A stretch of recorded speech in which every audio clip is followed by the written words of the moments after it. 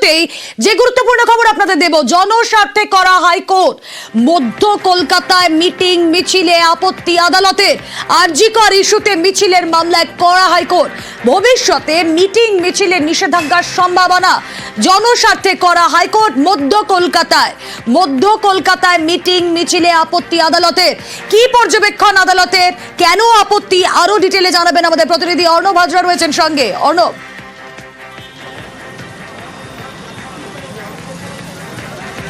দেখো, কলকাতা হাইকোর্টের বিচারপতি তীর্থঙ্কর ঘোষ, যিনি এই মুহূর্তে কলকাতা হাইকোর্টের পুলিশি নিষ্ক্রিয়তা বা সক্রিয়তার মামলাগুলির বিচারের দায়িত্বে, সেই সংক্রান্ত একটি মামলা যেখানে পুলিশ অনুমতি দেয়নি বলে তার এজলাসে পৌঁছায়, সেখানে তিনি স্পষ্টভাবে জানান যে এই কলকাতা তার শৈশব কেটেছে, এই কলকাতায় তার ছেলেবেলা কেটেছে।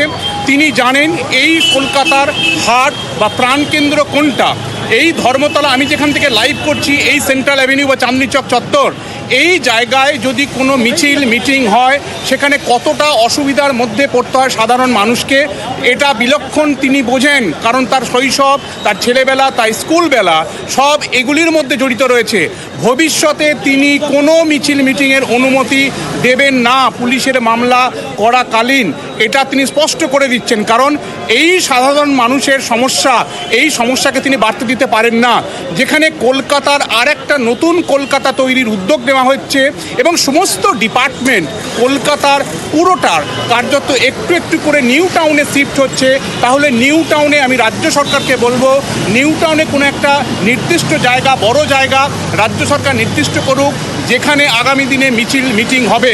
কারণ কলকাতার মতো পুরনো শহরে এইভাবে মিটিং হলে তাতে সাধারণ মানুষের মারাত্মক রকমের সমস্যা হয়, যেটা তিনি নিজে ফিল করেন।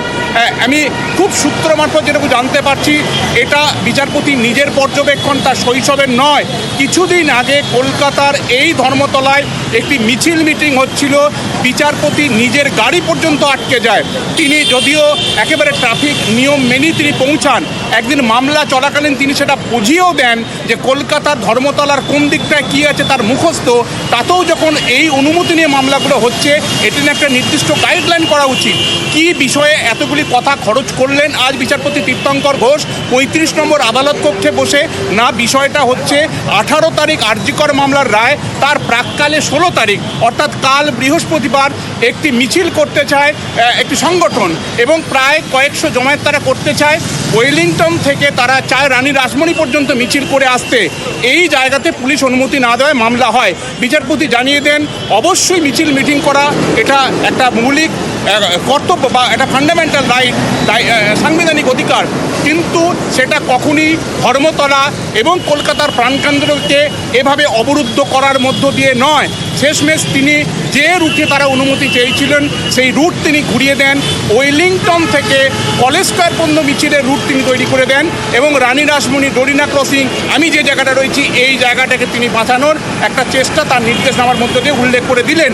এবং তিনি স্পষ্ট করে দিলেন ভবিষ্যতে তিনি এই ধরনের অনুমতি সংক্রান্ত মামলা এলে তিনি কিন্তু তা দেবেন না, অন্য জায়গা শিফট করতে হবে। স্থানীয় রাজ্যকেও তিনি পরামর্শ দেন নিউটাউনের মতো জায়গায় একটা ভালো জায়গা নির্দিষ্ট করা যেখানে আগামী দিনে মিটিং হতে পারে। ঘুমেলা বেশ।